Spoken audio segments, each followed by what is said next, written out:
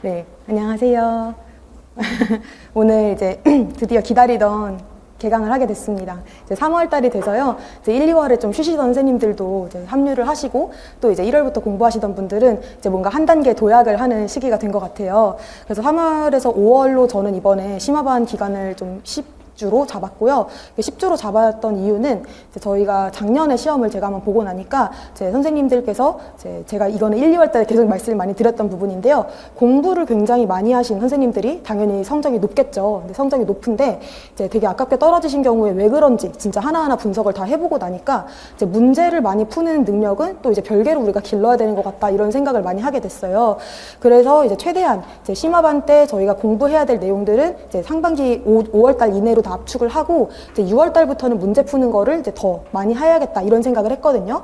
그래서 실제로 아마 제가 이제 1월 달에 그 수술을 잠깐 하는 일이 있어가지고 이제 교과서 분석반 수업을 잠깐 못 하고 이제 작년 수업을 또 잠깐 들으시다가 이제 나머지 돌아와서 이제 다시 이제 멈췄던 데부터 수업을 했어요. 근데 그 두 가지를 다 들어보신 분들은 아시겠지만 작년보다 제가 오히려 이제 문제 내용을 조금 덜 하고 지금 상반기에 그리고 좀 압축적으로 수업을 나갔다고 좀 느끼실 것 같아요. 그러고서는 이제 총괄 평가를 하면서 이제 국악하고 서양음악을 다 이제 모의고사 형식으로 봤거든요. 그러면 그때 제가 이제 목표로 했었던 건 뭐냐면은 이제 시험에 사실 어렵게 나오는 것들은 그 원 소스, 거기서 나오는 재료 자체는 교과서에서 가지고 온 게 굉장히 많다라는 게 이제 저의 지금까지 내린 결론입니다. 그래서 배웠던 내용, 교과서에 있는 내용만 가지고 문제는 최대한 어렵게 내보자라는 생각으로 이제 총괄 평가를 한번 만들어 봤었고요. 그래서 아마 이제 3월부터 들으시는 선생님들도 조금 있으면 그게 열릴 거예요. 그 총괄 평가만 이제 따로 이제 그 보실 수 있는 게. 그래서 그거를 한번 보시면은 선생님들께서 아, 이런 식으로 문제가 앞으로 나올 수 있구나. 그래서 제가 나름대로 선생님들을 대비시켜 드리려고 이제 노력을 하고 있는 부분이고요. 그 다음에 이제 3월에서 5월 동안에는 이제 서양음악, 국악, 그 다음에 그 음악교육, 요게 동시에 같이 진행이 돼요. 그래서 직강 기준으로 수목금 거의 하루 종일 이제 저랑 같이 공부를 하시게 될 거예요. 그러면은 이제 한 가지 또 선생님들께서 이제 인강 들으시는 선생님들은 또 고민들이 이제 계속 많으신 게 1, 2월 강의부터 쭉 들으시는 선생님들이 좀 밀렸는데 어떻게 하냐 이런 생각들 많이 하시는데요. 일단은 저의 생각은 이제 저희가 6월 달부터 이제 6월 한 달 동안은 그 기출 문제를 쭉 다 푸는 시간을 갖고 7월부터 9월까지 문제풀이, 그 다음에 10월, 11월에 최종 모의고사에서 첨삭 매주 받고 이제 매주 한 바퀴씩 돌리는 그런 식으로 진행이 될 거예요. 그래서 만약에 내가 공부하는 양이 어떤 그 문제 말고 실제로 그 공부를 좀 깊이 하는 게 좀 시간이 부족한 것 같다 하시면은 전 6월까지로 조금 넉넉하게 시간을 생각하셔도 괜찮을 것 같아요. 그래서 6월 달에 기출 문제를 지금 그 풀고 그 다음에 문제풀이를 시작하는 이유는 그동안 기출이 어떤 식으로 나왔었는지 문제를 한번 쭉 분석을 하고 이 정도 범위 안에 우리가 공부를 해야 되는구나를 틀을 잡고 나서 이제 7월부터 이제 문제 연습을 하는 건데요. 이제 내가 공부하는 그런 깊이 공부하는 시간이 좀 5월까지로 하면은 부족한 것 같다. 그럼 6월까지 공부를 하시고 기출 문제는 이제 하반기에 병행하면서 하셔도 괜찮을 것 같거든요. 그래서 그 나름의 공부 계획을 잘 세우시는 게 되게 중요할 것 같고 그 다음에는 지금 이제 3월을 첫째 주잖아요. 그래서 3월이 됐으면은 이제 날씨도 참 좋아지고 이제 딱 진짜 올해가 1월보다도 어떻게 보면 3월이 진짜 공부를 시작하기에 되게 좋은 시기인 것 같아요. 근데 이렇게 됐을 때 정말 공부 계획을 잘 잡고 마음을 잘 잡아서 이제 내가 하루하루 어떻게 공부를 해야 되겠다가 잘 잡히시는 게 저는 되게 중요하다고 생각을 해요. 그래서 실제로 공부를 내가 매일매일 많이 하는 것보다도 이제 하반기까지 내 컨디션을 내가 잘 관리하면서 유지를 하는 게 되게 중요한 것 같다. 그래서 저도 이제 마지막으로 이제 한 말씀만 더 드리자면은 작년에 이제 최종 합격까지 하신 선생님들을 이제 봤잖아요. 그러면은 어떤 게 다를까 이렇게 생각을 해봤는데 사실 공부의 절대적인 양이나 아니면 뭐 기간 이런 거는 뭐 물론 당연히 좌우하지만은 결정적인 그런 차이는 아니었어요. 왜냐면은 그 최종 합격이 안 되신 분들도 더 많이 공부하신 분들도 있고 평소 모의고사 때 점수 더 높으셨던 분들도 있으시거든요.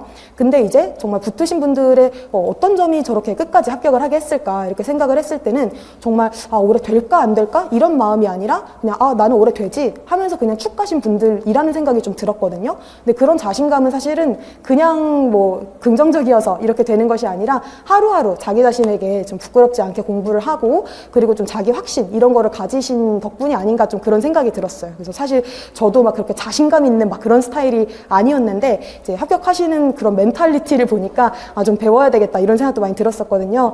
그래서 이제 선생님들도 이제 제가 이제 강의 계획을 같이 말씀을 드릴 텐데 이거를 보시면서 나는 그럼 어떻게 공부를 해야 되겠다 바꿔야겠다. 왜냐면 이제 백인이면 백인의 공부 방법이 다 다를 수밖에 없더라고, 임용은. 그래서 각자 자기에게 맞는 공부 방법을 찾는 게 또 이제 3월 달에 하셔야 될 중요한 과제이기도 합니다. 그래서 그런 거를 좀 같이 생각을 해보면 좋을 것 같아요. 그래서 일단 이 강의 계획이라고 써 있는 프린트를 먼저 한번 봐주시고요.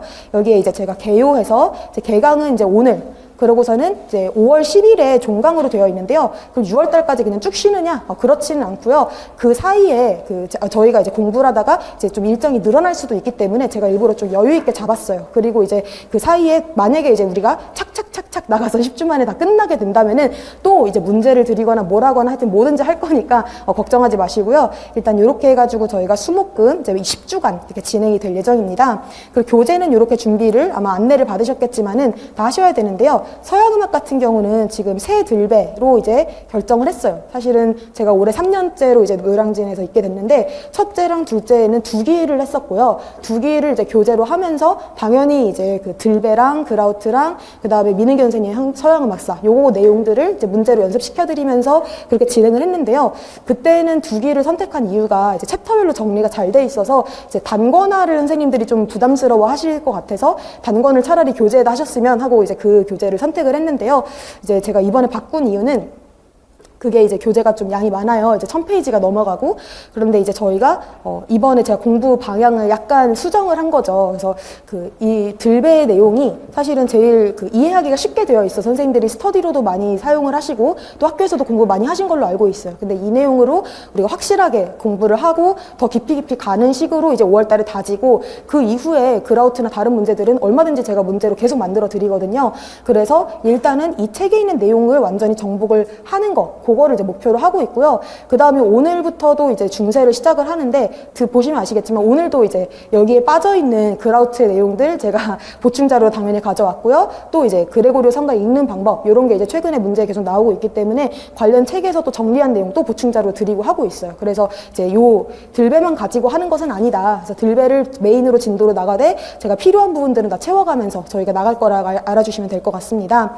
그 다음에 이제 국악 같은 경우는요. 우리가 이제 악곡집을 일단 작년에 나온 게 있어요. 그래서 이 악곡집을 보시면은 이제 정악, 기악곡부터 해서 정악, 기악, 성악, 그 다음에 이제 민소각 이런 식으로 카테고리가 되어 있고 그 다음에 정악, 기악곡이 이제 황종 E 플랫이냐 C냐 요걸로 이제 구분을 해놓은 게 있습니다. 그래서 이제 각 그 곡마다 첫 페이지는 당연히 들어가 있고 그 다음에 뭐 정악, 기악 같은 경우는 뭐 중요한 세피리 선율이나 아니면은 요 대목은 이거 검은고가 중요하다 그러면 검은고 이런 식으로 좀 들어가 있어서 이게 보시기 좋다고 말씀해 주셨는데 올해 사실은 어떤 계획을 했었냐면은 여기다가 이제 해설집을 제가 같이 내는 거를 좀 목표로 했었어요. 근데 이제 해설집을 따로 내기보다는 이제 먼저 악곡에 대한 악곡집을 놓고서 해설집을 이제 같이 제가 자료로 드리면서 전체 이제 악곡을 저희가 한번 쭉 볼 거고요. 지금 밑에 이제 커리큘럼 먼저 보시면은 여기서 이제 악곡집으로 초반에 이제 정악, 기악이랑 성악, 민간, 기악, 성악 이렇게 해가지고 한 5주 동안 볼 예정이고요. 그 다음에 이제 한 4월쯤이 되면 그때 아마 3월 중반쯤에 심화반 교재가 나올 거예요. 그럼 그 교재는 뭐냐면은 제가 원래 작년까지는 장사훈 선생님의 한국음악사 그 다음에 최신 국악 총론 이 두 가지로 이제 다 교재를 나갔었거든요. 근데 장사훈 선생님 책을 제가 선택을 한 이유는 제가 대학원에서 공부를 한 데가 이해구 선생님이라고 이제 우리나라에 처음으로 국악과 세우신 서울대 세우신 분이 또 만든 학교에 저희 대가 있었던 데가 그래서 이제 여기에서 이제 어떻게 보면은 되게 정통이라고 하는 그런 이론들을 많이 배울 수가 있었고 그때도 계속해서 쓰고 있었던 게 장사훈 선생님 교재고 지금도 그렇거든요. 그래서 사실은 이제 이거 외에도 가독성 좋은 다른 책들도 당연히 있지만 저도 당연히 다 봤지만은 장사훈 선생님 책이 이제 내용이 가장 잘 되어 있다라고 생각을 해서 이제 그동안 교재로 했었는데 이게 좀 가독성이 안 좋은 게 문제거든요. 그리고 이것도 양이 좀 많아요. 이제 음악 사랑 그다음에 총론 이렇게 하면 그래서 그 내용들을 정리해서 사랑 이론으로 이제 정리를 해놨고 그 다음에 또 요즘 국악에서 중요한 게 뭐냐면은 문헌을 많이 물어보죠. 그래서 예를 들어서 이번에 문제에서도 뭐 최치원의 향악작용 오수 이런 것들이 어디 실렸냐 그러면은 이제 삼국사기 악지라는 것을 우리가 외우지 않아도 사실은 문헌을 조금 접하면 알 수가 있는 부분이기는 해요. 왜냐면은 이제 그게 통일신라 시대의 기록이고 그럼 통일신라에 대한 기록이 우리가 크게는 삼국유사, 삼국사기 이렇게 있는데 우리가 음악에 대한 기록은 주로 삼국사기 악지에 있습니다. 그래서 악지라는 것은 약간 별책부록 같은 거거든요. 그래서 음악에 대한 잡지로 이제 따로 악이 있어서 거기에 이제 신라, 사면, 삼죽, 박판대고 뭐 박판되고 나 이렇게 딱 써 있는 거, 그것도 이제 사면 그 악지거든요, 삼국사기. 그래서 그렇게 좀 문헌들을 모아놓은 거. 그러면 제가 여기다 모아놓은 문헌들은 일단은 삼국사기 악지가 제일 먼저고, 그 다음에 고려사 악지, 그 다음에 세종실록 악보 일부, 그리고 이제 악학개범. 요 정도가 이제 선생님들이 원문을 좀 보셔야 되는 것들이라서, 그렇게 원문을 좀 이렇게 보는 시간이 저는 되게 귀하고 또 선생님들한테 되게 뭐랄까 강점이 될 수 있는 시간이라고 생각을 하거든요. 그래서 저도 사실은 그 공부를 할 때 이론도 재밌지만 역사를 되게 좋아했었는데, 제가 그래도 되게 재밌게 역사를 배울 수 있었던 게 원문을 실제 보면서 공부를 해서 그랬던 것 같아요. 그래서 그렇게 보시고 나시면은, 예를 들어 최근에도 제가 뭐 질문을 받았었는데, 도대체 이제 수제천이 정읍이랑 어떤 관련이 있느냐, 그 정읍사라고 써 있는 건지 정읍인 건지, 뭐 그러면 정읍사가 가사라는 건지 노래라는 건지, 이런 게 사실 되게 헷갈릴 수밖에 없거든요. 저도 많이 그랬었고, 그러면 실제 역사에서 뭐라고 기록돼 있었는지 그런 거를 보고 나면은 정리가 되게 잘 되실 것 같고요. 그 다음에 이제 국악에서 갑자기 국악 커리큘럼으로 넘어왔는데, 국악기가 은근히 문제 계속 나오고 있는 거 아시죠? 뭐 최근만 해도 뭐 아쟁 같은 경우도 어떻게 개량됐냐, 그 다음에 뭐 기본적으로 뭐 우리가 부는 관악기 같은 경우는 음역 같은 거 당연히 물어보고, 검은고 가야금 문제 계속 나오고 있고, 이런 식으로 이제 악기에 대해서 너무 많이 물어보고 있기 때문에 요것도 이제 정말 심혈을 기울여서 정리를 다 해놨습니다. 그래서 어떻게 보면은 되게 그 국악 같은 경우는 제가 이제 교재를 이제 만들어서 이번에 좀 하게 된 첫 해거든요. 그런데 좀 자신 있다라고 이렇게 좀 말씀을 드릴 수가 있을 것 같고요. 그 다음에 이제 음악교육 같은 경우는 지금 음악교육의 기초, 총론 이 두 가지 책들 아마 다 기본적으로 갖고 계시고 공부도 하셨을 거예요. 근데 이제 요것들을 이제 어떤 식으로 볼 거냐면은 이제 매주 이제 이 두 권을 같이 가지고 오셔서 같은 주제에 대해서 이 책을 먼저 읽고, 그 다음 기초 먼저 보고, 총론 그 다음에 보고, 이렇게 해서 같이 비교를 하면서 이제 중요한 내용들 그날 이제 한 장으로 딱 정리해버리고. 그래서 음악교육 같은 경우는 만점을 목표로 하는 과목이거든요. 그래서 지금 크게는 이제 화성학하고 이제 음악교육 이 두 가지는 저는 만점을 목표로 하고 있어요. 그래서 할 수 있는 과목들이고, 그래서 음악교육에서 할 때 교육과정이 지금 되게 이슈죠. 왜냐면 작년에 새로 이제 22 개정이 발표가 됐는데, 시험에 의외로 22가 더 많이 나왔잖아요, 15보다. 그래서 도대체 비중을 어떻게 공부를 해야 될지, 그리고 이제 22로 넘어갔으면은 우리가 예전에 교육과정 하던 것처럼 딸딸딸 외워야 될 것 같은데, 그러기엔 또 양이 너무 많고 어디까지 해야 되느냐, 이런 게 되게 난감하실 텐데요. 일단 말씀을 좀 드리자면은, 저희 1, 2월부터 공부하신 분들은 22 교육과정하고 15 교육과정의 성격 목표는 이제 달달달 외우는 연습을 많이 하셨어요. 그래서 거기에 안에 있는 그 단어들, 이런 거 빈칸 채우기 연습을 거의 이제 매주 하셨어가지고, 이제 그 부분은 이제 다들 준비가 좀 되어 있으실 텐데요. 이제 제가 생각하는 것도 이제 물론 음악교육 시간대에 자세히 말씀을 드리겠지만, 그 성격 목표 같은 경우는 이제 더 과거의 거, 예를 들어서 이제 15과정 중에 있는 차 씨의 그 임용 기출에도 그 이전 거를 물어보는 경우 있잖아요. 막 1차, 3차 막 이런 거. 그때도 성격 목표 같은 건 물어볼 수가 있거든요. 그래서 이제 22도 개정이 됐을 때 성격 목표, 이거는 반드시 좀 자세하게 외워야 된다라고 생각을 하고, 그 이후에는 체계가 어떤 식으로 바뀌었는지 비교하는 그런 자료들을 제가 드리면서, 선생님들이 딱 요 정도 공부해 놓으면 그래도 억울하게 틀리지 않는다, 그런 정도는 제가 가이드라인을 잡아드릴 예정입니다. 그래서 그렇게 해서 이제 음악교육은 이렇게 두 권을 같이 나갈 예정이고, 그 다음 마지막으로 이제 화성학은 저희가 1, 2월 동안에 연조분 1권을 했고, 이제 3, 4월 동안에 2권이 나가요. 그 다음에 이제 5월 달에는 형식대위가 나가게 되는데, 형식대위는 제가 그 허영환 선생님이 쓰신 책에서 그 예시로 나와 있는 것들을 이제 다 이제 프린트로 이제 만들어 놨거든요. 그래서 교재로 막 따로 하면 또 이제 부담되시고 하니까 그냥 프린트로 이제 보시면 되겠고, 그거 이제 나중에 이제 분석하는 거는 그때 자세히 할 텐데요. 이제 연조분이라는 책을 아마 그 보신 분들은 아시겠지만, 저는 이제 화성학을 이제 4성부 풀고 이런 식으로 지도를 하진 않아요. 그렇게 시험에 나오지도 않고, 저도 이제 작곡과로 이제 입학을 했었지만은 그렇게 화성학 할 때는 사실 재밌는지 몰랐었거든요. 근데 진짜 화성학이 재밌을 때는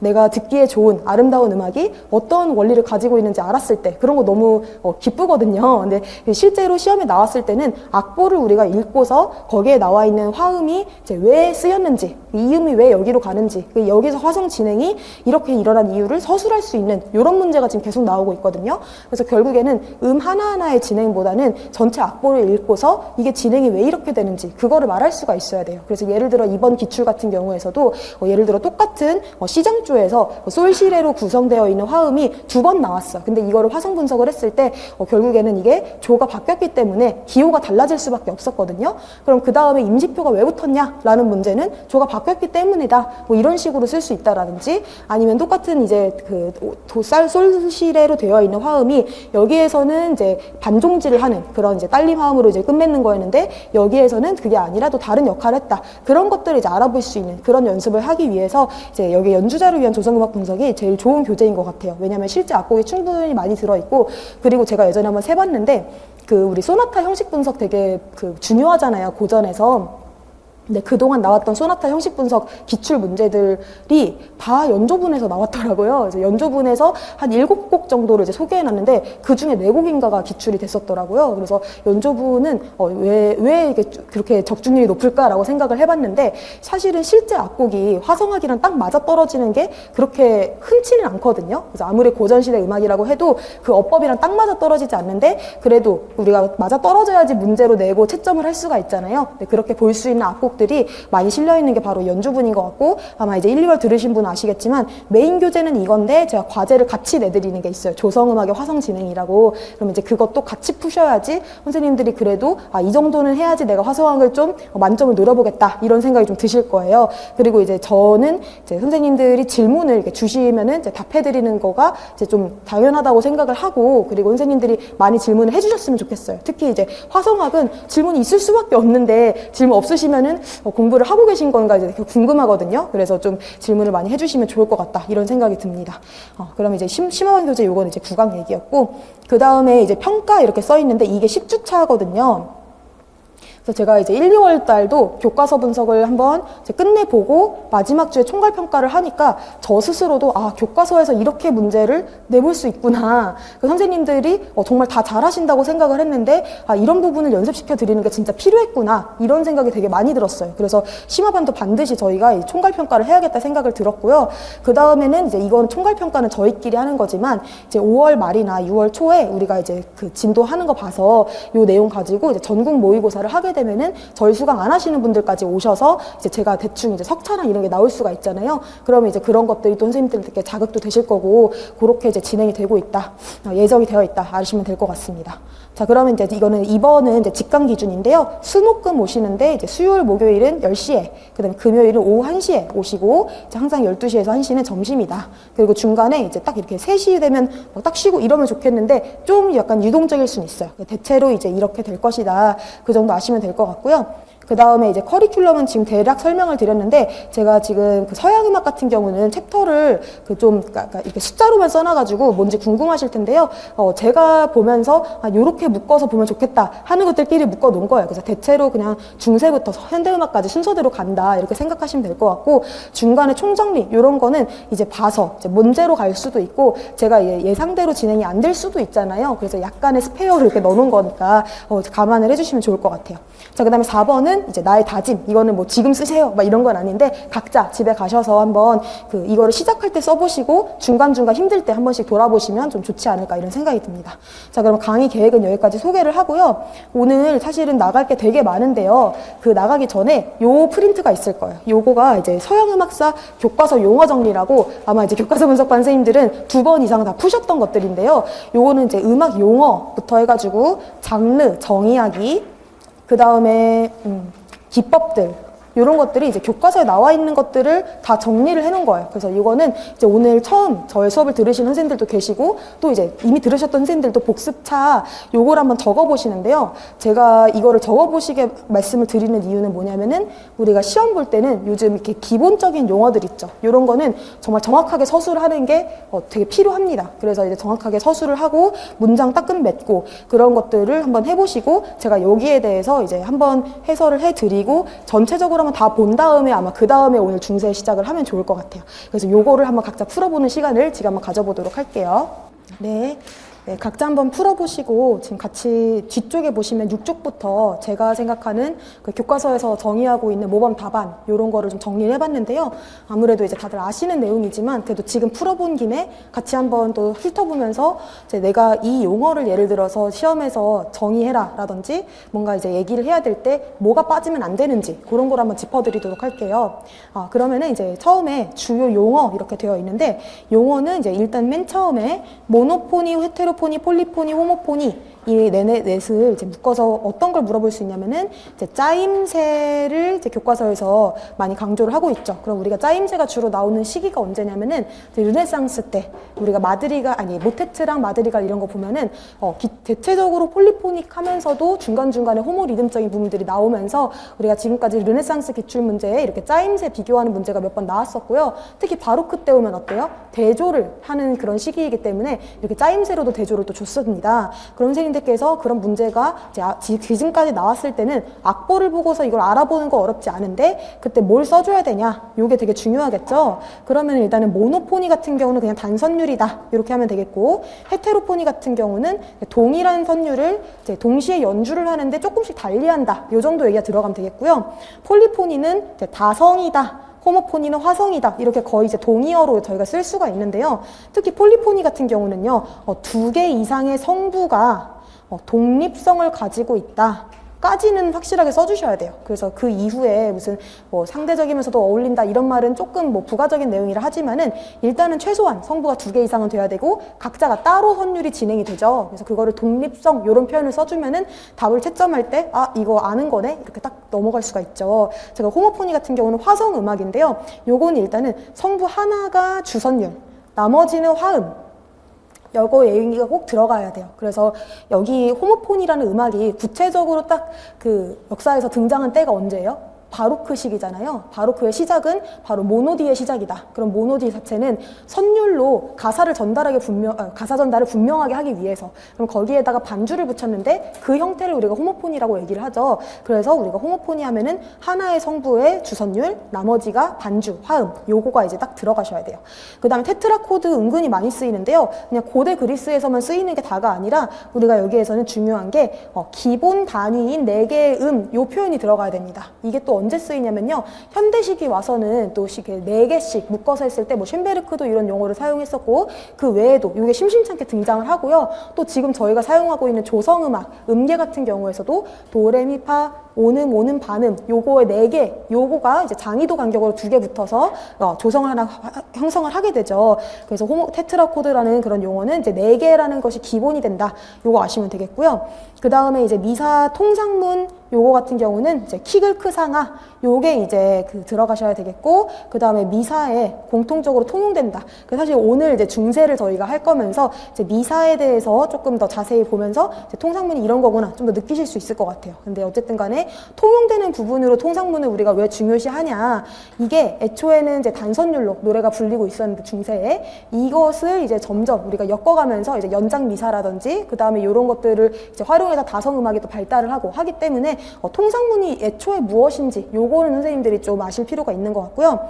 그 다음에 이제 아르스 안티카와 노바를 이렇게 비교한 교과서가 있었어요. 그래서 이거를 교과서에서는 대체로 그냥 13세기, 14세기다. 그리고 이제 노트르담 악파다, 뭐 리듬의 3분할이다, 2분박이다. 요 정도만 이제 얘기를 해놨었는데요. 저희가 이제 오늘 조금 더 자세히 보면서 구분을 할 거지만요. 일단 이제 13세기, 14세기 요거랑 3분할, 2분박 요거는 좀 아셔야 되겠죠. 그래서 요거는 우리가 한 2년 전에도 출제가 된 적이 있었어요. 그렇죠? 그래서 이거는 이제 이 시기에 기보법이 발달을 하는 그런 과정들이 또 중요하게 여겨지고 있어서 이따가 또 자세히 보실 예정이고 그 다음에 이제 용어 마지막으로 절대와 표제 요 같은 경우도 이제 비슷하게 이번에 뭐 형식주의의 음악 요런 거랑 해가지고 같이 나온 적이 있었는데 요거는 이제 고전시대의 음악과 낭만시대의 음악 비교할 때 충분히 나올 수 있는 그런 말들이죠. 그래서 여기에서는 뭐 제일 뭐 좋은 표현이 음악 외적인 요소라는 말을 사용을 하면은 제일 편할 것 같아요. 그래서 그 음악 외적인 요소가 들어가면은 표제 음악, 그렇지 않고 자체만으로 이제 그 구성해 나가는 음악이면은 절대 음악이다. 절대 음악은 반드시 형식이 있죠. 왜냐면은 그 음악의 형식, 어떤 문법이 있어야지 음악이 전개가 되기 때문에, 그렇죠? 그래서 절대 음악의 대표적인 게 소나타 형식 같은 거, 소나타 형식을 사용한 장르들, 예를 들면 소나타, 교향곡, 실내악, 협주곡 이런 것들 이제 다 절대 음악에 해당을 하겠고, 표제 표제 음악은 이제 낭만에 있는 대다수의 것들, 뭐 표제 교향곡, 뭐 교향시, 그 다음에 뭔가 묘사하는 그런 음악들은 다 포함이 되겠죠. 자, 그 다음에 장르가 은근히 어렵습니다. 그래서 일단은 이제 시기별로 이제 쭉 순서대로 볼 텐데요. 그레고리오 성가라고 얘기를 하면은 그냥 단선율의 성가, 요거 5글자만 써도 돼요. 사실은 그냥 단선율 성가고, 다른 말로 평성가라고도 얘기를 하죠. 그 다음에 모테트 같은 경우는 선생님들 아마 클라우술라 이런 거 쓰신 분들도 계실 수 있을 것 같은데요. 일단 교과서에서는 뭐라고 얘기를 하냐면은 그냥 무반주 다성 성악 장르다. 그래서 요 모테트는 이따가 좀 더 자세히 저희가 정의를 확실히 보시긴 할 거예요. 그 다음에 이제 연장 미사 같은 경우에는 여기 미사 통상문 요게 꼭 들어가야 되죠. 통상문에 기초를 해서 전체 음악을 작곡해서 통일성 요 얘기까지 이제 들어가면은 더 좋다. 그래서 연장미사 같은 경우는 통상문을 우리가 테노르 성부에 배치를 하게 되죠. 그래서 그런 얘기들은 아마 다음 시간에 저희가 자세하게 볼 예정이고요. 그 다음에 이제 오르가눔 같은 경우는 뭐 여기 교과서에서는 이렇게 좀 멋없이 써놓긴 했는데요. 일단은 이제 뭐 시기를 좀 중세 같은 거 언급해주면 좋을 것 같고, 그 다음엔 이제 다성음악 이런 말이 들어가 있으면 될 것 같아요. 그쵸? 대체로 오르가눔 하면은 2성부터 4성까지죠. 그래서 그런 얘기가 들어가면 좋을 것 같고요. 교과서에서 언제 이런 걸 다 했나 싶으실 텐데, 교과서에서 자세히는 아니지만 소개는 다 해놨어요. 그래서 그 정도의 지금 그 용어다라고 생각하시면 될 것 같아요. 그 다음에 이제는 오르가눔의 3가지 요 방식, 요것도 오늘 자세히 볼 텐데, 일단은 시작할 때는 병행, 그 다음 자유, 그 다음 장식 순서는 다 아실 것 같아요. 근데 병행 오르가눔은 일단은 이제 주성부 아래에서 지금 진행한다. 그러니까 주성부가 위에 있죠, 처음에는. 그래서 주성부가 잘 들리게 해주는, 그냥 즉흥적으로 그냥 밑에다가 이렇게 쫙 깔아주는, 그렇게 생각을 하시면 돼요. 그래서 병행 4도나 5도 같은 것들이 그 당시에 허용이 됐었기 때문에, 그리고 특히 4도 같은 경우는 약간 그 완전히 뭐 5도만큼 맞아떨어지진 않기 때문에 4도를 좀 더 선호했다고 얘기를 하죠. 어쨌든 간에 이렇게 병행 4도 정도, 그 다음에 조금 더 쓴다면은 뭐 1대1 음표, 그러니까 이제 예를 들어서 실라빅하게 이렇게 음표가 따따따따 있으면 거기에 똑같이 오르가눔 성부도 따따따따 간다는 얘기를 하고 있는 거고요. 제일 중요한 건 주성부 아래에 병행 4도 혹은 5도로 움직이는 이제 오르가눔 성부가 들어가 있는 음악이다. 이 얘기가 들어가면 되겠고요. 그 다음에 자유 같은 경우는 11세기 이때는 주성부가 아래로 가는 거랑, 그 다음에 병진행뿐만 아니라 반진행, 사진행이 들어가고 성부 교차가 간다라는 게 좀 중요하긴 해요. 왜냐면은 이제 처음에는 이 주선율이 위에 있었다가 그 이후에 굉장히 오랫동안 테노르 성부에 있게 되잖아요. 그게 일어나는 게 지금 자유 오르가눔인 거잖아요. 근데 그거는 처음부터 오늘은 이제 이렇게 뒤집어 봐야지 이게 아니라 그 반지는 사진행을 하다 보니까 교차를 하면서 음역이 이렇게 점점 뒤집히게 된 거거든요. 이제 그렇게 좀 생각을 해주시고, 그러다가 이제 장식 오르가눔 12세기에 넘어왔을 때는 이제 상성부가 멜리스마적으로 움직인다. 요게 좀 중요하겠고, 조금 더 나아가서는 노트르담 악파, 그러니까 레오냉 페로탱, 오늘 이제 자세히 보실 이런 작곡가들, 어떻게 보면 서양 음악사에서 최초로 등장하는 이런 작곡가들이 행했던 그런 음악의 작곡 형태가 장식 오르가눔이고, 그런 사람들의 악파가 이제 노트르담 악파가 되겠습니다. 그래서 이런 형태를 저희가 이따가 자세히 볼 예정이라서 지금 정도의 지금 상황에서 제가 원하는 정도는 막 자세하게 이거를 다 깊숙이 이해하지 못해도 인출은 이 정도로 할 수 있는 게 중요한 것 같아요. 그래서 제가 계속 말씀드리지만 저도 이해하는 걸 되게 좋아하는 사람이기는 한데요. 임용은 좀 암기를 먼저 해야지 빨리 진행되는 게 있는 것 같아요. 그래서 암기를 최대한 빨리빨리 해주시고, 특히 오늘 테이블 같은 경우는 집에서 내가 안 된 부분은 인출 연습을 반드시 하셔야 된다. 그걸 좀 생각을 해주시면 좋겠어요. 그 다음에 이제 기악 칸초네라는 표현 되게 많이 들어보셨을 텐데, 이제 기악곡이 이제 샹송이나 깐쪼네나 이제 같은 표현이죠. 그래서 이거를 프랑스어로 읽으면 샹송이고 이태리어로 읽으면 깐쪼네. 결국에 노래라는 뜻을 가지고 있는데, 이거를 기악적인 깐쪼네 이렇게 얘기를 하게 되면은 이제 기악곡이 되는 것이죠. 그런데 이 기악 깐쪼네가 이제 변화와 대조를 가지게 되면서 나중에 교회 소나타로 발전된다라는 부분이 있어요. 근데 이 부분이 사실 전 되게 안 외워지더라고요. 근데 중요한 이유는 뭐냐면은 결국에는 기악곡이 부각되는 시기가 바로 그때 처음으로 몬테베르디가 그 오페라에다가 그 배경음악 그 반주를 넣으면서 이제 기악의 쓰임 같은 거를 처음으로 이제 막 집중을 하게 됐는데, 정말 기악만의 순수한 예술이 꼽히는 건 그 다음에 고전 시기잖아요. 그럼 그 고전의 소나타가 어디서 왔냐? 그럼 봤을 때 이제 16세기, 그러니까 르네상스 이때쯤부터 서서히 이렇게 발달하고 있어서, 아마 이제 그 르네상스 마지막에 베네치아 악파 이때쯤부터 이제 기악곡들 많이 생기기 시작을 하잖아요. 근데 그 중에서 우리가 가장 중요한 기악 장르가 되는 소나타는 바로 이 변화와 대조를 가진 기아 깐조네에서 이제 발달을 한다. 요거가 좀 암기가 되시면 좋을 것 같습니다. 그 다음에 이제 16세기 마드리갈도 너무 중요하죠. 요 같은 경우는 뭐가 돼야 되냐면은 시에다가 곡을 붙인 다성 성악 장르다. 요게 꼭 들어가야 돼요. 왜 꼭 들어가야 되냐? 이때 가사의 그 표현을 음악적으로 잘 나타내려고 노력을 한 그런 장르잖아요. 그쵸? 그래서 마드리갈이 예술적으로도 너무 중요하고 음악사적으로도 너무 중요해요.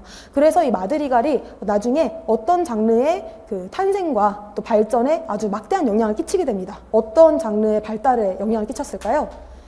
똑같이 가사를 음악으로 잘 표현해야 되는 오페라. 그래서 오페라 같은 경우에는 가사를 그 노래를 할 때 그게 다 전달이 돼야 되잖아요. 감정 같은 게. 그러다 보니까 선율이 그 음악을 굉장히 가사를 잘 표현해야 돼요. 근데 그런 것들에 다 모태가 됐었던 것들이 바로 16세기의 마드리갈이다. 그 기억을 해주시면 되겠습니다. 그 다음 페이지 넘겨보시면은 협주곡 하면은 우리가 두 가지 협주곡을 바로 떠올리실 수 있어야 되거든요. 그럼 가장 먼저 이제 더 많이 발달했었던 것이 합주 협주곡. 그래서 그거의 대표적인 게 브란덴부르크 협주곡. 따라라라라라라라라라라 요거가 이제 5번이 교과서에 이제 다수 실려 있고요. 합주 협주곡 같은 경우에는 독주 악기 군과 오케스트라의 협주곡이다. 요 정도만 써주셔도 충분합니다. 그럼 독주 협주곡은 독주 악기와 오케스트라 이런 식으로 이제 해주시면 되겠고, 제가 일부러 바흐나 비발디를 써놓은 이유는 이제 이 대표적인 그런 작곡가들 정도는 같이 아시는 게 좋을 것 같고요. 후가라고 얘기를 하면은 이제 다성음악의 완성이다라는 표현도 이제 쓸 수가 있을 것 같고요. 그냥 이제 여기에서는 뭐 주제와 응답이 조를 바꾸며 계속 반복된다. 이렇게 쓰면 되게 완벽할 것 같은데 모방대위법을 활용한 다성음악 양식이다. 이 정도로 써도 상관은 없을 것 같아요. 그래서 그렇게 후가 하면은 또 바흐 이렇게 연결시켜서 보실 수 있으시고요. 이제 고전으로 넘어왔습니다. 그래서 아니구나. 이름만 고전이구나. 고전 모음곡은 이름은 고전인데 이거는 사실 바로크 때를 얘기를 하는 것이죠. 그래서 바로크 때 춤곡을 구성을 한 모음곡이에요. 그러면은 정말 이걸 가지고 춤을 춘 건 아니고요. 원래 기악곡이라는 것이 이제 기록된 게 사실은 되게 늦어서 그렇지 원래도 있긴 있었을 거 아니에요. 근데 그 기악곡들이 굉장히 많이 활용이 됐었던 것이 바로 그 당시에 이제 귀족이나 왕족이나 이런 사람들이 춤추면서 이렇게 사교를 많이 했는데, 그때 반주를 하면서 자연스럽게 계속해서 반복을 하다 보니까 변주도 많이 일어나고 또 어떤 그런 화성 진행의 반복을 통해서 오스티나토 베이스라든지 이런 것들이 기악곡의 그런 기본이 되는 것들이 많이 생겨났어요. 근데 그런 것들을 이제 모아서 어떤 춤의 리듬형을 이제 하나의 악장으로 하는 모음곡을 만들어낸 게 이제 바흐라고 이제 볼 수가 있겠죠. 그래서 무반주 첼로 모음곡 같은 경우도 이제 서주 솔레 시레 시레 시레 솔레 시레 시레 이걸로 시작을 해서 이제 서주로 시작을 한 다음에는 어떤 게 나타나게 되냐면은 알르망드. 그 알르망드라는 독일의 춤곡, 큰 곡 리듬에 바탕을 한 곡, 그 다음에 쿠랑트라고 하는 프랑스의 춤곡에 바탕을 한 악곡, 그 다음에 사라방드라고 하는 스페인 악곡에 바탕을 한 그런 곡하고, 그 다음에 지그라고 하는 영국의 8분의 6박자, 여기에 바탕을 한 그런 악곡, 여기 사이에 미뉴에트도 들어가 있긴 한데요. 미뉴에트도 이제 춤곡의 일부이긴 하지만은 저희는 이 알쿠사지 요런 특징으로 들어가 있다라는 거 아셔야 되겠고, 또 하나 특징은 이것이 다 모두 같은 조성 안에 있습니다. 그래서 조성이 변하지 않고 처음부터 끝까지 들어가 있다라는 게 좀 특징이고요. 모음곡 하면은 근대 모음곡이랑 같이 엮어서 생각을 하셔야 되는데, 근대 모음곡 같은 경우는 이렇게 나는 조성을 통일시키고 처음부터 끝까지 이런 순서로 가야 돼 라고 계획을 한 게 아니야. 그래서 일단은 뭔가 부수음악을 대체로 이제 발레 음악이라든지 연극 음악이라든지 부수 음악이 있은 다음에 그 다음에 인기 있는 것들을 모아서 말 그대로 모아서 낸 모음곡이다. 그래서 이거는 조금 정의하기가 어렵긴 한데요. 그냥 짜맞춤 모음곡 요 정도로만 생각을 하시고, 이제 여기에 그 예시가 백조여우수 모음곡도 있겠고 페루긴트 모음곡 같은 것도 있겠고 그 정도 생각해 주시면 될 것 같습니다. 그 다음에 이제 오페라, 오라토리오, 칸타타 얘네 세 개를 묶어서 뭐라고 하냐면은 바로크 시대의 대표적인 성악 장르라고 얘기를 합니다. 그래서 여기 오페라 같은 경우는 노래, 연기, 의상, 무대장치, 관현악 이런 표현들도 쓰면 좋겠지만은 제일 중요한 게 어쨌든 종합예술이다. 그래서 그냥 노래만 있는 것도 아니고 반드시 의상이라든지 무대장치, 관현악 이게 다 동반이 돼야 돼서 어떻게 보면 굉장히 럭셔리한 거죠. 그리고 그 규모도 굉장히 크고 어떻게 보면 그 당시에 제일 잘 나가는 사람들이 모이는 곳이 바로 이 오페라다 생각해 주시고, 오라토리오 같은 경우는 종교적인 오페라, 사실 이렇게만 써줘도 됩니다. 그러니까 다른 요소들은 거의 다 동일한데 대신에 이제 종교적이다 보니까 규모가 조금 더 뭐 작고, 예를 들어 뭐 그런 화려한 무대 장치나 의상보다는 조금 그런 건 자제를 하고, 이런 식으로 좀 상식적으로 생각을 하면 되는 정도이고요. 칸타타 같은 경우는 이 중에서 이제 독창, 중창, 합창이 사실은 여기서 오페라에서 말하는 노래의 그런 요소들에 들어가는데, 그 노래 요소들을 가지고 있는 성악곡, 요 정도가 좀 적당한 것 같아요. 그래서 사실 칸타타도 약간 극적인 그런 그 성격이 있잖아요. 근데 그렇지만은 완전히 오페라 오라토리오만큼은 아니고 좀 소규모이기도 하고, 그래서 요 정도로 좀 정리하는 게 좀 제일 좋을 것 같습니다. 그 다음에는 이제 코랄 같은 경우는 그동안에 교회 음악 하면은 다 가톨릭 음악이었는데, 이때는 이제 독일 신교 같은 거를 생각을 하셔야 되겠죠. 그래서 독일의 뭐 프로테스탄트 이렇게 말해도 되겠고, 신교에서 불리는 제일 중요한 건 표현은 뭐냐, 회중이 부른 노래다. 그래서 우리가 그레고리오 성가와 그 다음에 그 성가를 바탕으로 한 다성음악은 지금까지 다 전문 훈련받은 합창단원들이 노래를 부르는 거였어요. 그러니까 당연히 복잡하고 어렵고 배워야지만 되고 이랬었는데, 회중 찬미가는 누구나 쉽게 불러서 따라할 수 있는, 그러니까 이제 선율은 단선율이 되겠죠. 그래서 나중에 반주가 붙기도 하는 이런 정도인데, 여기서 제일 키워드는 회중이다. 그 회중이라 부른다는 그 차이 하나만으로도 음악적인 차이를 저희가 가늠해 볼 수가 있겠죠. 그 다음에 이제 소나타의 어원이라는 표현이 지금 나오고 있는데, 아무래도 이 소나타라는 장르가 너무 중요하다 보니까, 그래서 처음에는 이제 성악곡이라는 뜻의 칸타타랑 이제 상대되는 말로 이제 쓰이고 있었다가, 다성적 성악곡인 깐조나를 기악화해서 깐조나인데 소나레 기악으로 한다라는 말이 이제 깐조나 소나타로 바뀌고 소나타로 됐다. 그래서 이런 게 조금 복잡하긴 한데요. 그냥 이런 것이 있구나, 지금 딱 외워지지 않으시면은 이런 식으로 어쨌든 성악 장르에서 이게 파생이 돼서 왔구나, 그 정도 이해를 하시면 좋을 것 같고요. 중요한 건 이제 교회 소나타와 실내 소나타라는 이런 과정을 좀 거치게 되거든요. 그래서 바로크 시대에는 이 교회 소나타는 느빠느빠 4악장, 그다음에 실내 소나타 같은 경우는 이제 춤곡을 이제 모아놨다, 이런 게 조금 특징이에요. 그러면 교회 소나타에서 사실은 그 이후에 고전 소나타가 좀 태동했다라고 볼 수가 있겠죠. 왜냐면은 그 악장끼리 서로 대조를 해주는 게 사실 소나타의 제일 큰 특징 중에 하나잖아요.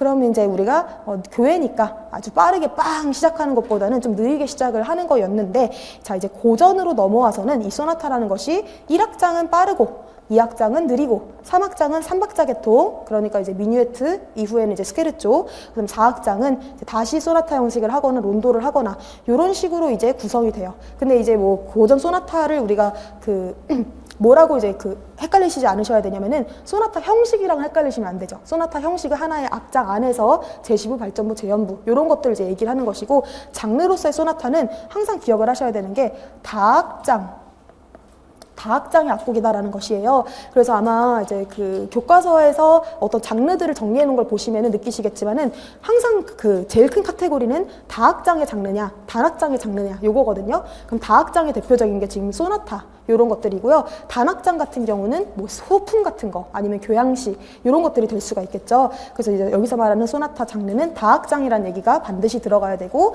그 악장끼리의 대조, 요거 생각해 주셔야 될 것 같습니다. 그 다음에 이제 교향곡은 이제 소나타를 이제 교향악단으로, 오케스트라로 연주를 하는 것이죠. 그래서 그런 얘기가 들어가면 되겠고, 표제 교향곡이라고 얘기를 하면은 제목이 있는 교향곡이다. 그럼 여기에서 우리가 절대음악과 표제음악, 요것도 이제 구분할 수가 있을 것 같고요. 그 다음에 이제 교향시, 요거는 이제 정의가 너무 쉽게 또 하실 수가 있는 부분이 뭐냐면은, 이제 교향이라는 말은 이제 교향곡에서 따온 거죠. 그래서 교향악 단으로 연주를 하는, 그러니까 오케스트라로 연주를 하는, 근데 시다라는 얘기를 하고 있잖아요. 그러니까 교향악단으로 연주하는 시인데, 결국에는 이제 이런 시라는 음악 외적인 요소를 가지고 와서 연주를 하는 관현악 곡이다 라는 게 이제 들어가야 되겠죠. 그리고 창시한 사람이 리스트다, 요거 이제 아실 것 같고요. 그 다음에 이제 사실은 낭만 시기를 연다 라고 할 수 있는 사람이 이제 슈베르트이기도 한데요. 슈베르트가 대표적으로 연가곡집을 3개를 냈죠. 그러면 이제 가곡이 뭐냐라고 얘기를 했을 때는, 마드리갈이나 마찬가지로 예술적인 시에다가 피아노 반주를 붙였다. 피아노 반주 붙인 게 마드리갈이 아니라 예술적인 시에다가 노래를 붙이고, 거기에다가 이제 피아노를 붙여서 이제 거의 이제 노래와 피아노의 이중주 같은 그런 음악을 가곡이라고 얘기를 하게 되거든요. 근데 그것들을 일련의 시에다가 곡을 붙인 경우에는 연가곡이라고 한다. 그래서 겨울나그네 이런 경우에도 1곡부터 24곡까지인가요? 끝까지가 이렇게 기승전결이 있잖아요. 그래서 그걸 생각을 해주시면 되겠고, 그 다음에 스케르초 같은 경우는 저는 되게 중요하다라고 생각을 해요. 왜냐면은 이제 제가 이번에 마지막으로 시험 문제 낼 때도 뭘 내야 될까? 정말 나올 만한 걸 내야 되잖아요. 그럼 고민을 했을 때 뭐 예를 들면은 뭐 협주곡 같은 것도 아까 전에 뭐 합주협주곡, 독주협주곡 있고 소나타 같은 경우도 실내 소나타, 교회 소나타 있고 이렇게 우리가 정리해야 되는 그런 장르들이 있습니다. 근데 스케르초 같은 경우는 되게 달라져요, 내용이. 그래서 고전 시기에는 이 스케르초가 3악장에 쓰이는 빠른 3박자의 기악곡이다. 요게 이제 들어가야 되거든요. 특히 이제 베토벤이 3악장에 넣는 거를 되게 확립을 했죠. 나중에 뭐 바꾸기도 했지만은. 근데 이제 낭만에 와서는 스케르초가 이제 3박자의 빠른 곡이긴 한데요. 어떤 3악장에 쓰이지 않아. 그래서 우리가 제일 큰 그 낭만과 고전과의 차이가 뭐냐면은 다악장의 형식을 막 갖춘 그런 고전이었다가 낭만 와서는 그런 틀을 다 벗어버리게 되잖아요. 그러면서 자유롭기 위해서 사실은 단악장이 된 거거든요. 그러니까 악장끼리의 뭐 대조라든지 형식을 주지 않기 위해서. 그러면 단악장의 곡이면서 이제 이름이 스케르초야. 그러니까 이제 악장이라는 말이 고전에는 들어가고 낭만에는 들어가지 않고 그냥 세도마 형식 악곡이다. 요 얘기로 이제 들어가야 돼요. 그리고 참고로 스케르초가 뭐 해학, 익살 뭐 이런 뜻이 있잖아요. 그게 해당하는 거는 고전이고요. 낭만에서는 그렇게 익살스러운 곡은 아니에요. 그쵸? 그래서 그렇게 이거는 조금 분위기도 무겁다. 막 이렇게 교과서에 써 있기도 합니다. 그리고 이제 인상주의, 여기부터는 이제 그 현대음악이 되겠는데요. 인상주의라고 얘기를 하면은 인상주의 회화라든지 상징주의 문학의 영향 이런 말에 사실 들어가는 게 좋기는 해요. 그러니까 이게 음악에서 먼저 시작한 그런 주의가 아니죠. 그리고 특히 교과서에서 세 가지 예술 사조를 소개를 하고 있는데 인상주의, 표현주의, 원시주의 이렇게 세 가지는 다 미술하고 되게 깊게 관련이 되어 있어서 그림하고 다 소개를 하고 있고 지금까지 시험에 나올 때도 항상 그림이랑 같이 나왔어요. 예를 들어서 드뷔시 교향시 바다 같은 경우도 그 앨범 표지에 있었던 파도 그림 이런 거 나왔고 스트라빈스키 나올 때도 막 춤 그림 이런 거 나오고 그런 식으로. 그래서 이제 이런 다른 예술과의 영향 이런 거 얘기를 해주셔야 될 것 같고요. 여기에서 좀 그 전통적인 화성 선율 형식에 제약받지 않는다 이런 표현도 있을 것 같고요.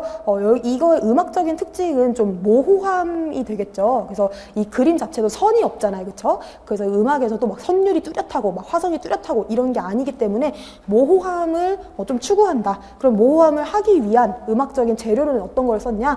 예를 들면은 오능음계 같은 것들을 사용을 했을 때 오능음계는 모호함 줄 수 있어요. 왜? 없는 것들이 많거든요. 일단은 딸림음이 없고요. 이끈음이 없다. 그래서 딸림음이 이끈음이 없기 때문에 딸림 화음도 없고, 그쵸? 그래서 이제 모호한, 계속 이렇게 흘러가는 그런 느낌을 줄 수 있는 오음계를 사용했다. 요거를 좀 아실 수가 있고요.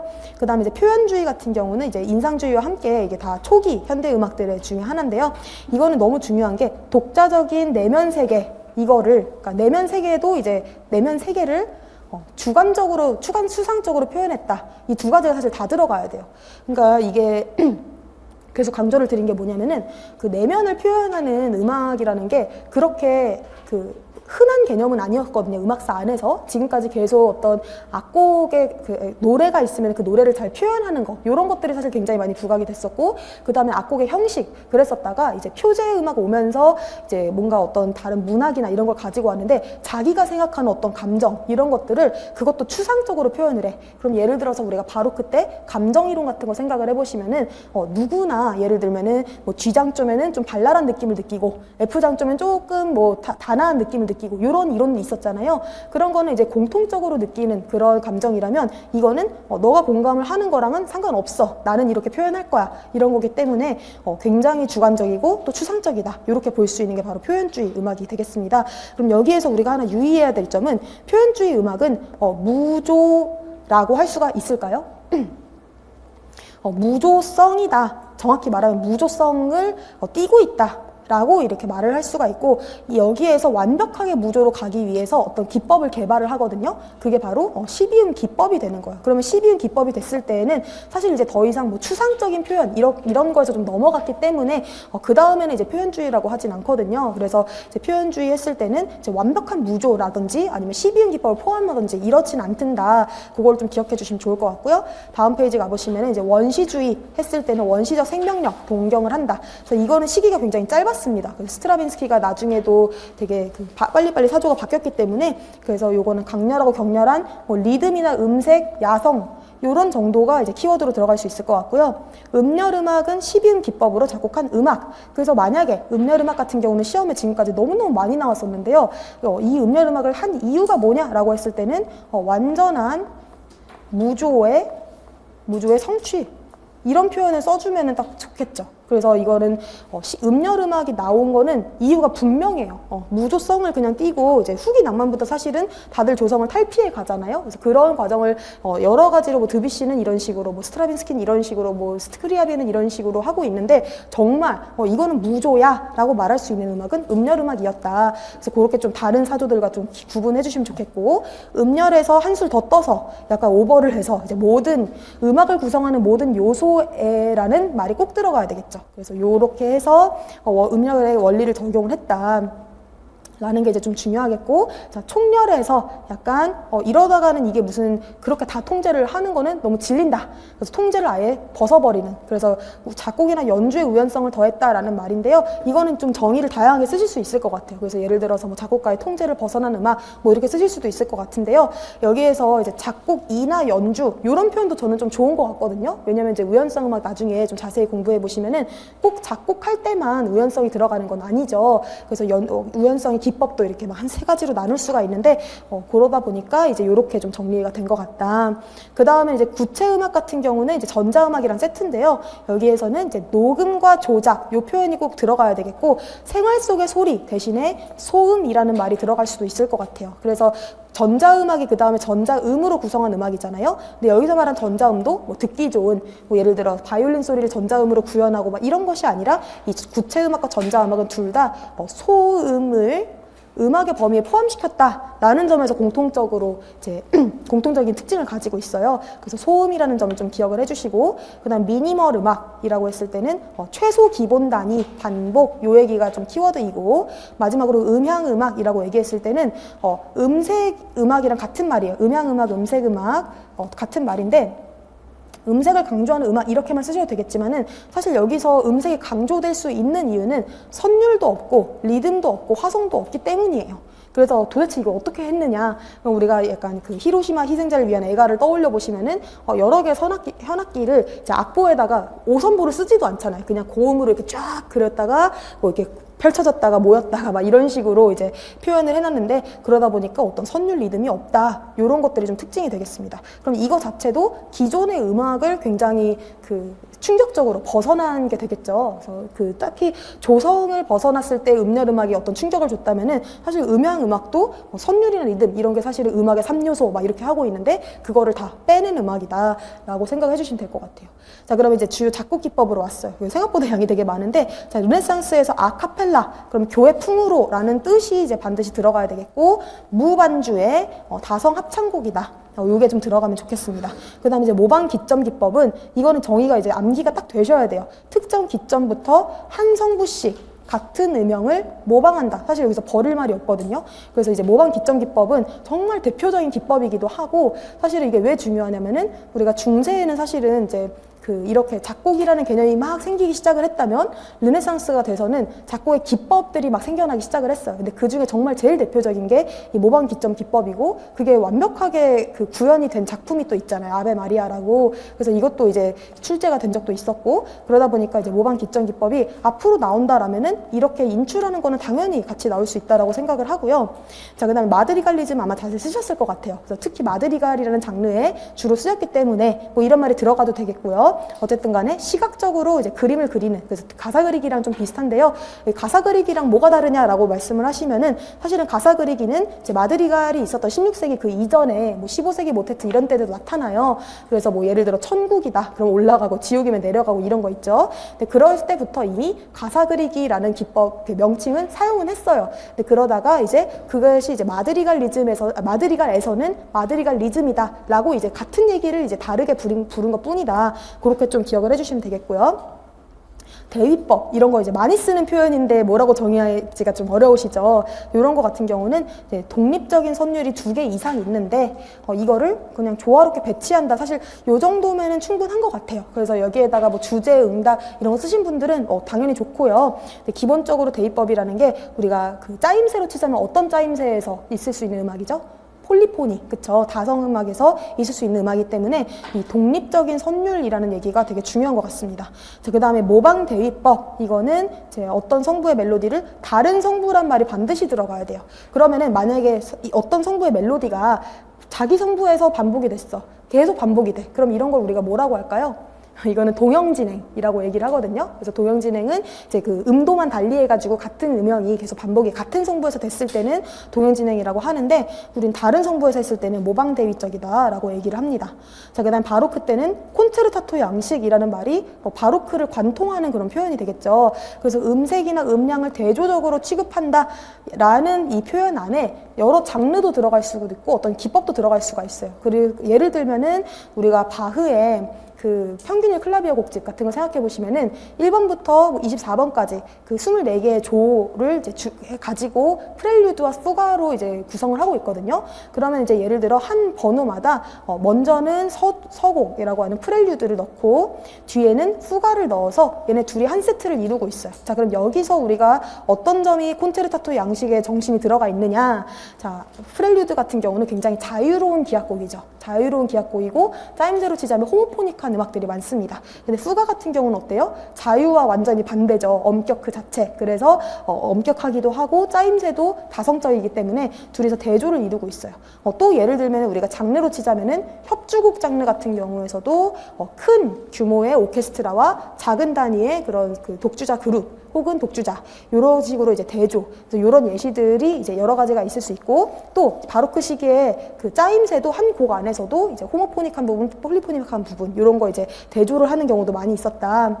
그리고 마지막으로 또 생각나는 게 예를 들어 몬테베르디 같은 경우도 기악곡 쓸 때 그 엄청 피아노에다가 포르테에다가 이런 식으로 이제 그 뭐랄까 샘여림 이런 거에서도 대조를 많이 줬었거든요. 그래서 바로크의 콘체르타토 양식은 정말 여기저기에서 우리가 다 발견할 수가 있어요. 그래서 이거는 제가 문제로 또 연습을 많이 시켜드릴 예정이고, 바로크에서 아주 중요한 그런 양식이 바로 모노디 양식이죠. 그래서 이것도 별표 쳐주셔서 요거는 이제 정의가 딱 나오셔야 되는데, 독창 노래 라는 게 반드시 들어가고 그 다음에 계속저음 반주 요 두 가지가 너무너무 필수예요. 그래서 그냥 독창이기만 해서도 안 되고 그냥 반주여서도 안 된다. 그래서 반드시 계속저음 반주에다 독창 노래. 그러면 이거를 기보를 했을 때 성부는 총 몇 개가 될까요? 2개가 되겠죠. 먼저 노래 성부가 하나 있고 밑에 지속저음 성부가 하나 있고, 그쵸? 이런 식으로 성부는 2개가 되겠습니다. 그 다음에 통주저음 기법, 요거는 이제 밑에 제가 써놓은 것처럼 지속저음, 뭐 숫자저음, 바소 콘티누 다 같은 말이죠. 그래서 이거를 정의를 하자면은 이제 저음이 이제 음이 주어지고 즉흥적으로 화음을 넣어서 반주를 한다. 그래서 그 자체를 통주저음이라고 하기도 하고 성부를 통주저음, 성부라고도 하기도 하죠. 보통 이제 지속저음, 뭐 정부다 이렇게 얘기를 하고 바소 콘티누 다 같은 말입니다. 그래서 아까 전에 우리 모노디 양식 봤을 때 위에 성부가 이제 노래 성부라면 밑에 성부가 바로 지금 얘기한 통주저음 성부 혹은 지속저음 성부 이렇게 되겠죠.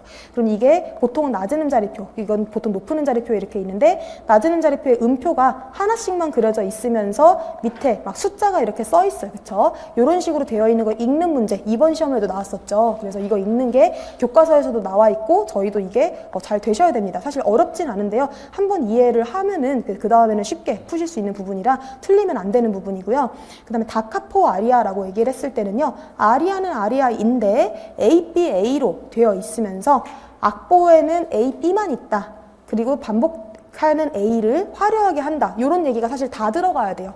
왜냐면 이제 다카포 아리아라고 얘기를 했을 때는 이제 이 다카포라는 말이 맨 처음으로 돌아간다라는 거잖아요. 그럼 실제 악보는 이제 A라는 부분과 옆에 이제 B라는 부분이 있어. 그럼 여기에 다카포가 있어요. 맨 앞으로 갔다가 A 끝에서 피네 이렇게 되는데, 이 형식의 음악이 결국에는 만약에 오페라 안에서 불린다라면은 문제가 되는 게 있었어요. 어떤 게 문제가 됐을까요? 바로 이제 오페라는 극이 진행이 돼야 되는데, 극은 이렇게 A라는 내용에서 예를 들어서 막 고민을 하다가 B에서 난 결심했어 이렇게 예를 들어 흘러갔어요. 근데 다카포를 하는 바람에 다시 고민하는 부분을 또 부르면서 막 화려하게 한 거야. 그러면 이제 극의 진행상에는 음악이 좀 맞지가 않게 되죠. 그러면서 나중에 뭐 논란도 막 촉발이 되고 이렇게 되기 때문에 다카포 아리아가 이제 A로 다시 돌아가고 거기에서 기교를 막 보여주려고 하는 그런 그 아리아였다라는 얘기가 좀 들어가 들어가는 게 좋습니다. 그 다음에 카스트라톤은 이제 임용에서는 별로 이제 중요하게 다루는 것 같진 않은데요. 이게 교과서에서는 꾸준히 많이 나오고 있어요. 그리고 이제 이거는 뭐 금지가 되었기 때문에 뭐 그 이후에 뭐 계속 영향이 있고 이렇지가 않아서 그냥 이런 게 있구나 이 정도로 보시면 되겠고, 그 다음에 소나타 형식은 뭐 한마디로 세 부분으로 구성된 악곡 형식이다. 이 정도면 충분한 것 같습니다. 그 다음에 이제 낭만에서는 고정 악상은 이제 베를리오즈가 만들었죠. 그리고 이거는 이제 선율이 고정된 생각이나 인물을 나타낸다. 그리고 이것이 이제 반복 사용된다. 여기까지만 적어도 괜찮을 것 같아요. 그래서 교과서에서는 고정 악상이 이제 굉장히 여러 번 소개가 되고 있고, 이거는 작년에 시험에 문제가 나왔었거든요.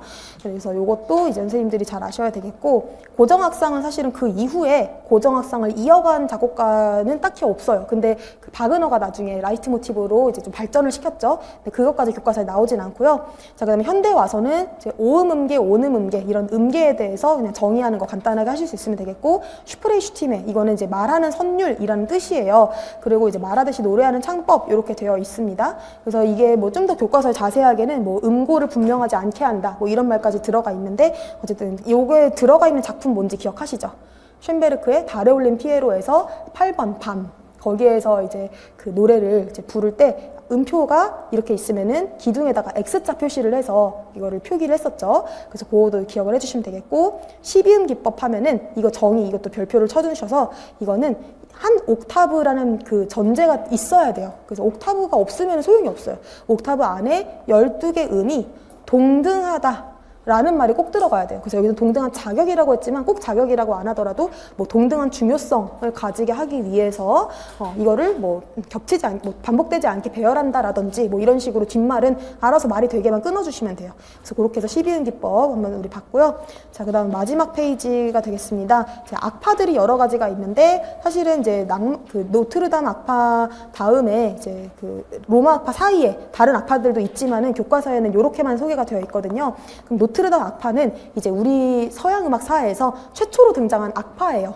그러면 악파라는 것은 악풍이 있어서 뭐 공유하고 있는 음악적인 특징이 있거든요. 그럼 여기에서는 2성에서 4성까지 오르가눔, 그래서 오르가눔 얘기가 반드시 들어가야 됩니다. 그리고 이제 리듬 기보법, 요 얘기는 조금 힘드셨을 수도 있을 것 같은데 이따가 오늘 보시면은 되게 딱 이해가 되실 것 같아요. 그래서 여기서 말한 리듬 기보법은 조금 설명을 드리자면은, 어쨌든 오르가눔은 우리가 성가 선율에서 테노르 성부를 가지고 오잖아요. 그쵸? 그럼 성가 선율의 테노르 성부는 이렇게 쭉 길게 끌어요. 그럼 그 위에 성부가 이렇게 움직이게끔 한다 그랬잖아요. 그럼 이 오르가눔의 그 종류는 아까 전에 우리가 병행 오르가눔, 자유 오르가눔, 그 다음에 장식 오르가눔 세 가지가 있었는데 그 중에 어떤 오르가눔에 해당할까요? 여기서는 장식 오르가눔에 해당을 하겠죠. 그 멜리스마적 오르가눔. 그래서 위에가 막 움직이는데 그 움직이는 부분에다가 이렇게 리듬 기보라고 하는 어떤 리듬 선법을 활용을 하는 그런 게 있습니다. 그래서 이거는 지금 이해가 안 되셔도 이따가 보시면 되겠고요. 그 다음에 로마랑 베네치아 묶어서 기출된 적이 있었어요. 얘네들은 다 르네상스 후기죠. 르네상스 후기에 동시에 있었던 그런 악풍이 되겠고요. 로마는 이제 바티칸 있는 로마이다 보니까 우리가 가톨릭 교회 스타일이다. 그 얘기가 이제 들어가면 되겠고요. 여기서는 이제 뭐 짜임새로 치자면은 폴리포니가 제일 큰 특징이 되겠고, 베네치아는 이제 베네치아가 최초의 공공 오페라 극장 설립된 곳이죠. 그래서 거기서 몬테베르디의 오르페오 같은 것도 이제 상연해서 성공하고, 그럴 수 있었던 이유가 베네치아 자체가 그 물의 도시, 그러니까 완전 관광이라든지 교역의 그런 중심지였잖아요. 그러니까 굉장히 상업적으로 활발한 곳이었죠. 그래서 여기에서는 이제 교회를 벗어난 그런 새로운 음악이 등장을 하게 되고요. 짜임새로 치자면 여기는 이제 호모포니가 되겠고요. 뭐 콘체르타토 양식 이런 말이 써 있는데요. 결국에는 이게 이 베네치아 악파에서 바로크 양식으로 이제 넘어가게 됩니다. 그래서 이제 그동안의 뭐 엄격한 교회 대위법이라든지 그런 것들은 이제 로마 악파에 해당을 하고요. 여기에 이제 대표적인 인물이 팔레스트리나, 그다음 베네치아에서 가브리엘리랑 몬테베르디. 그래서 가브리엘리는 특히 기악곡 이렇게 생각하시면 되겠고, 몬테베르디는 마드리갈도 너무 잘 썼고 오페라도 너무 잘 썼고, 이렇게 생각해 주시면 되겠습니다. 그 다음에 이제 빈악파라고 하면은 이제 18세기 고전 이 음악이니까 이제 고전 음악이라는 표현만 사실 들어가면 되겠고, 있고요. 근데 이 사람들이 이제 음악사에서 어떤 음악에 영향을 끼친 게 있다라면은 사마음의 기능을 굉장히 잘 이제 정립을 한 거죠. 그러니까 어떻게 보면 우리가 기능화성이라고 부르는 1도에서 시작해서 1도에서 끝난다. 그 다음에 이제 중간에 5도가 들어가면서 종지를 만든다. 사이에 뭐 중개음 들어간다. 이런 것들이 이때 다 정립이 된 것이고요. 제일 중요한 게 또 소나타 형식. 소나타 형식으로 인해서 소나타라는 장르, 교향곡이라는 장르, 실내악이라는 장르, 협주곡이라는 장르 이런 것들이 정리가 되게 된 거죠. 그 다음에 이제 마지막으로 제2 비낙파. 요게 이제 이번에 시험에 나왔었는데 정말 이게 어렵지 않은 부분인데도 의외로 고득점인데 요거 틀리시고 이런 분들도 막 계시기도 했었어요. 그래서 정말 저희가 시험 때는 정말 생각지 못한 걸 틀리기도 하는 것 같아요. 그래서 그런 걸 감안해서 더더욱 고득점을 위해서 미리 준비를 하는 게 좀 좋겠다 이런 생각이 드는데요. 요거 같은 경우는 똑같이 빈이기 때문에 이제 제2 빈이라고 하는데 표현주의, 12음 기법 이 두 가지가 다 제2 비낙파에서 나타났고 슌베르크, 베르크, 베베르 요 세트로 이제 두 명이서 제자죠. 그다음 마지막으로 이제 오페라 구분을 하고 있는데 오페라 구분이 사실 저는 이게 정리가 나름 되게 잘 된 것 같아요. 그래서 오페라가 종류가 되게 복잡하고 사실은 우리가 악보를 일일이 막 다 보면서 분석을 할 수가 없기 때문에 정리를 잘 해놓고 외우는 게 필요하거든요. 그래서 일단은 시작 자체는 우리가 이제 이탈리아라고 생각을 하셔야 되겠죠. 왜냐면 피렌체 카메라타 그룹에서 이제 오페라를 시도를 했잖아요. 그쵸? 에우리디체라든지 다프네라든지 이런 초기 오페라들이 있었는데 여기서 이제 왜 18세기라고 얘기를 붙였냐면은 맨 처음 시작했을 때부터 오페라 세리아야, 정가극이야 라고 이름 붙인 건 아니잖아요. 그쵸? 그래서 시작한 거 자체는 뭐 16세기, 1600년도 딱 넘어갈 때, 그때잖아요. 그러니까 이제 17세기 딱 초반 혹은 이제 16세기 완전 후반 이렇게 생각을 할 수가 있는데 그때는 그냥 오페라였었어요. 근데 나중에 가다 보니까 이제 다른 것들이 발생을 하면서 정가극이라는 이름이 이제 붙게 되는 것이거든요. 그러면은 이제 일단은 제일 기준이 되는 오페라는 이제 정가극, 오페라 세리아라고 봐야 되겠고 여기에서는 이제 다카포 아리아가 사실은 제일 큰 특징이 되겠고요. 그 다음에 이제 서정 비극이 이제 그 처음에 피렌체에서 그 오페라 생기고 나서 이게 로마로 건너갔을 때는 오라토리오가 됐잖아요. 그쵸? 영혼과 육체의 그 카발리에리. 그리고 이제 프랑스로 건너갔을 때는 서정 비극이 된 거예요. 그럼 이때는 이제 기존에 프랑스에서 이미 유행을 하고 있었던 발레와 결합을 했다라는 게 제일 큰 특징이 되겠고 오막으로 되고 있다라는 거 특징이죠. 자, 그럼 그 다음에 우리가 이탈리아, 프랑스의 오페라에서 좀 기악곡이랑 연결되는 중요한 지점이 바로 이탈리아 서곡과 프랑스 서곡 이 두 가지가 되겠죠. 그래서 파느파 이탈리아 서곡이 나중에 이제 소나타 형식에 굉장히 영향을 많이 끼치게 되고 프랑스 서곡 같은 경우는 뭐 이제 우리가 알아볼 수 있으면 됩니다. 이 특징적인 리듬이랑 이런 게 있거든요. 그래서 그런 거 나중에 보시면 되겠고 그다음 프랑스에서는 이제 애초에 발레 결합을 하면서 서정 비극 때도 규모가 컸었는데 더 큰 거 막 이렇게 됐어요. 그래서 프랑스의 이 19세기만 해도 이 마이어베어라고 하는 인물이 파리에서 그 오페라 극장의 그 지휘자 이러면서 이제 그 완전 전속된 작곡가 이래서 제일 잘 나갔어. 그래서 바그너도 마이어베이한테 막 잘 보이려고 막 인사하러 가고 막 이랬었거든요. 근데 그렇게 대규모였기 때문에 아이러니컬하게도 오늘날에는 연주하기가 쉽지가 않아서 전승이 거의 끊겼다. 근데 어쨌든 간에 대규모라는 것이 좀 특징이고 볼거리가 많다라는 게 좀 있습니다. 그 다음에 이제 세리아라는 말이 나타나게 되는 배경은 바로 이제 이 오페라 부파라고 하는 희가극이 생겨났는데 그 시작이 바로 페르골레지의 마님이 된 하녀였었잖아요. 그래서 막간극이 약간 유쾌하게 막과 막 사이에 들어가는 극에서 이것이 출발을 했다라는 얘기가 이제 최근에도 시험에 좀 나온 적이 있었고 그 다음에 이제 부파하면 빼놓을 수 없는 사람 이제 로시니, 모차르트 이런 사람들이 있었고요.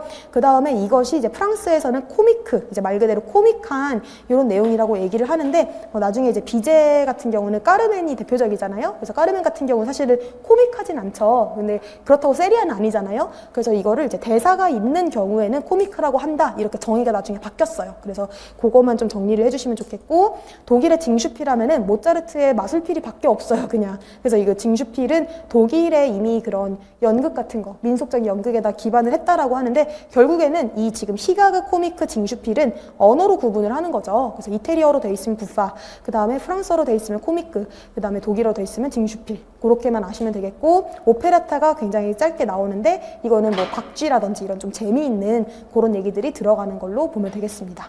자, 그럼 이렇게 정리를 해봤는데요. 저랑 한번 중요한 거 체크를 해보셨으니까 집에 가서 한번 다시 풀어보시고 이게 요 파일을 제가 우리 수강회원 게시판에 올려놨었거든요. 그러니까 이제 여러 번 출력하시거나 패드로 풀어보실 수가 있으니까 그렇게 복습하시면 될 것 같아요. 그래서 요거 하다가 오늘 시간이 많이 갔는데 그래도 꼭 오늘부터 시작하는 심화반 하기 전에 좀 봤으면 하는 부분이었거든요. 그래서 저희 지금부터 쉬는 시간 가졌다가 이제 점심 드시고 오셔가지고 이제 봉쇄 본격적으로 시작을 하도록 할게요. 네, 수고 많으셨어요.